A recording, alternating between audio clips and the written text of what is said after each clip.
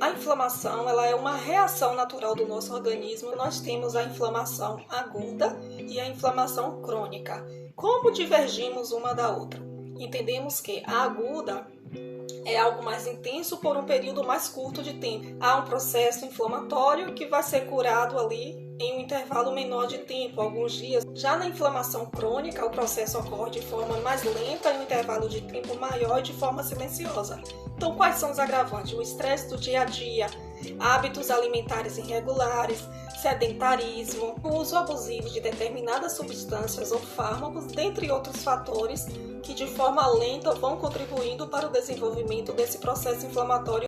Então, as inflamações crônicas costumam ser muito silenciosas, ou seja, quando o indivíduo começa a perceber os primeiros sintomas e ele vai buscar auxílio médico para ter um diagnóstico, é muito provável que o problema já esteja instalado.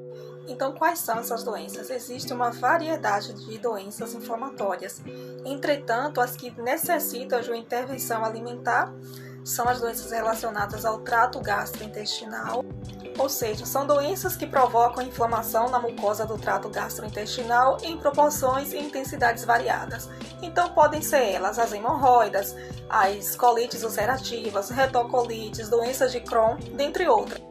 Então, quando essas doenças não são diagnosticadas a tempo ou nem são diagnosticadas, ou seja, ela não tem o devido tratamento adequado, pode acabar evoluindo para outras doenças, como câncer, diabetes, obesidade, doenças hepáticas, renais, doenças neurodegenerativas, depressão, sarcopenia, osteoporose, condições autoimunes, ou seja, a pessoa, o indivíduo, ele já entra ali no processo da síndrome metabólica. Mas antes de falarmos da síndrome metabólica, é de suma importância ressaltar aqui uma outra síndrome que está literalmente relacionada às doenças inflamatórias intestinais, que é a síndrome do intestino irritável. Sim, gente, assim como nós nos irritamos no dia a dia, o nosso intestino também se irrita. Se irrita com o estresse, se irrita com o que comemos. Daí a importância de termos bons hábitos alimentares.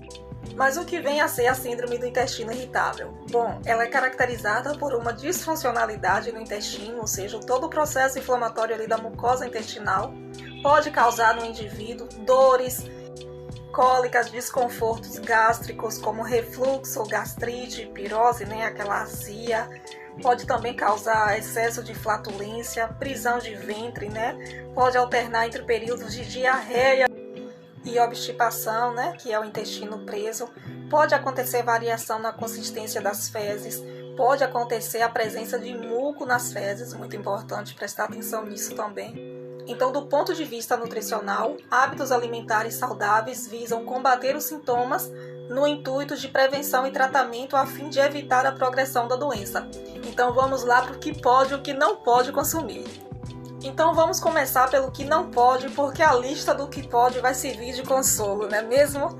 Vamos lá, deve ser evitado alimentos estimulantes como café, chá preto, chá verde, deve ser evitados bebidas alcoólicas, deve ser evitados também as bebidas gaseificadas como refrigerantes, alimentos muito condimentados como os picantes, deve ser evitados frituras, em alguns casos também as bebidas lácteas, alimentos derivados do trigo e centeio, frutas como maçã, pera, manga, grãos como feijão e lentilha, são exemplos de alimentos que podem contribuir para a piora do processo inflamatório no paciente com a síndrome do intestino irritável. Já falamos da parte de tudo que é ruim, tudo que deve ser evitado, agora vamos para a parte boa, tudo que deve ser consumido.